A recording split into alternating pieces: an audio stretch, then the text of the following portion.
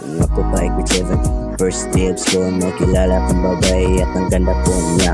Pumasok sa salon, nakita kong kaibigan ko, tanong ko sa kanya, Tres, sino yun? At sabi niya, kaklase natin yun. Sabi ko, sige, pero di na alam, naka-love at first sight ako. Masok na kami sa room kasamang kaibigan ko, at nakita ko naman siya nakaupo at nagsisipi lang. Tingin ako ng tingin ako sa kanya, di ko na pala napansin na ang teacher nasa harapan na. Sabi ng teacher, tabi kami sa babae. Ako'y kinabahan dahil ko naranasan magkatabi sa isang babae. Munang kaibigan ko at tinatabi siya sa kaklase namin na maganda din naman. Ang pangalawa ay ako ang katabi ko, yung babae ang nakita ko kanina, yung na-love at first sight ako. At ako ay napahiya lang ako dahil lumutot ako. Tumawa rin naman siya pero hindi malakas. Napakilig naman ako dahil ang cute. Tumawa, tanong ko sa kanya, ano ang pangalan mo? Ang pangalan niya ay tinago natin sa pangalan na Linda. Tinanong niya ang pangalan ko at sabi ko na sa secret, but in reverse thesis. Tumawa siya ng mahinang boses, parang kinilig siya. Lumipas na ng 2 oras, pumunta ako sa kantin para bumili ng pagkain. Nakita ko si Linda at parang umiyak. Pumuntahan ko, tinanong ko ba't umiyak? Sabi niya wala akong pera pambili ng pagkain. Ako ay may 20 pero minus 10. Binigyan ko sa kanya ang 10 para may pambili ng mga pagkain. Nakalipas na ang 5 buwan at 4 PM na sa hapon, nakita ko si Linda kasama ang kaibigan niya. At ako nasa room lang hinintay kong kaibigan ko para umuwi.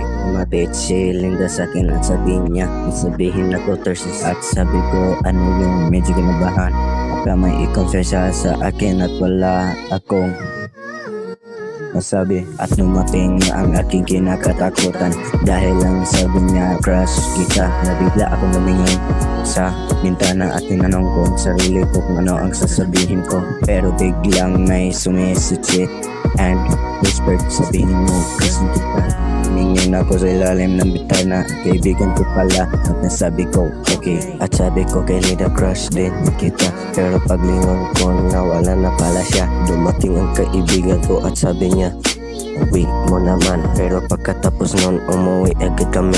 Alas 7 na sa gabi at meron na message sa akin city. At pag-open ko, si Linda lang pala. Message niya, huy, crush mo din ako. Pero di ko ni-reply dahil baka RP lang yun. Kinabukasan at Sabado na, marami akong message kay Linda. Sabi niya, ba't hindi ka nag-reply? Reply ko naman, baka RP ka lang. Reply naman niya, ito ang picture ko. Sinend niya nga ang picture at siya nga pala ang ganda niya pa rin, para sa si Cinderella. Sabi ko naman, baka AI ka lang. Tumawa lang siya at ang sabi niya, sige wag kang maniwala, basta picture ko yan.